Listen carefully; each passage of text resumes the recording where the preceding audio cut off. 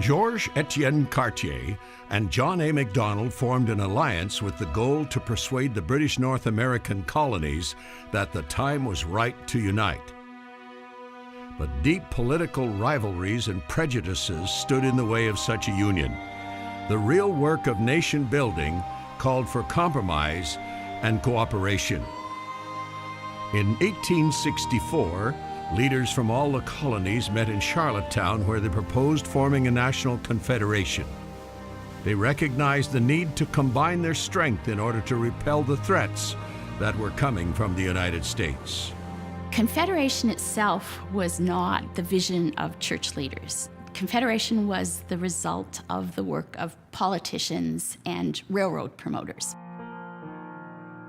In his morning devotions, Leonard Tilley, the Premier of New Brunswick, read Psalm 72. He shall have dominion from sea to sea and from the river to the ends of the earth. Tilley thought, what a splendid name to give Canada. The Fathers of Confederation agreed. On July the 1st, 1867, the British North America Act, uniting Upper and Lower Canada, New Brunswick, and Nova Scotia, was established by royal proclamation. The Dominion of Canada was born. Canada's official motto is also drawn from Psalm 72, Amare usque ad mare, from sea to sea. The dream was that it would expand west and go all the way to the Pacific. Church leaders after Confederation, though, took that notion of his dominion and they attached moral significance to that. They worked together in all kinds of moral and social causes that would make Canada a more Christian nation. In the American Constitution, the goals, life, liberty, and the pursuit of happiness, placed emphasis on the well-being of the individual. The Canadian Confederation put forward different goals: peace, order, and good government. This placed a focus on the well-being of society. For the Native community, we weren't a part of it. The Confederation happened, and we weren't really a part of it. We weren't considered in it. There was no awareness that they had trampled in significant measure the peoples who had been here long before them. There was no sense in which they had committed the same injustices that they sought to escape in Europe. The Native people lived by treaties long before the Europeans invaded their lands. They used treaties between tribes and Indian confederacies to determine how to live together and share the land.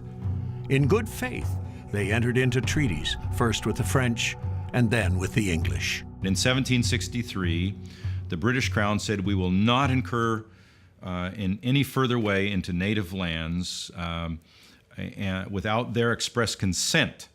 Now, that lasted 2 years, and within 2 years, it had gone by the boards. So treaties fell quickly. We're not a conquered people like they like to think of us as being. But here in Canada, we engaged in treaty making. We are treaty people, all of us, not just Native people, white people, Indians from India, the real Indians, Africans who've come here, people from Eastern Europe who've come here. You're all treaty people. You need to understand that our experience in Canada is different. We're a treaty country, a country founded on treaties of relationship and understanding that have made a place for people to come to. I think that's something people need to understand. From the 1860s to about the 1960s, Canada is about as church-going and as intentionally Christian a country as there is in Western Europe and its extensions. In all sorts of markers we historians use, Canada is a thoroughly, intentionally Christian country. What happens after the 1960s is one of the fastest de-Christianizations of a culture on record since the French Revolution. In the 1970s, under Pierre Trudeau, there was a liberal reimagining of Canada. It resulted in a multiculturalism that emphasizes the ethnicity, language, and the plurality of cultures without any reference to religion. Pierre Elliott Trudeau was so private, it was hard for us to know, as Prime Minister in the shaping of the Charter, whether his Jesuit experience had much to do with what was put into the Charter. But what we do know is that a member of Parliament, and who was a cabinet minister in Trudeau's cabinet, David Smith, the son of a Pentecostal minister, he helped to bring about the preamble of the Charter, which I think is very important. The preamble to the 1982 Charter of Rights and Freedoms says, whereas Canada is founded upon the principles that recognize the supremacy of God and the rule of law. Yes, the religious referent was there. That was part of Canadian tradition.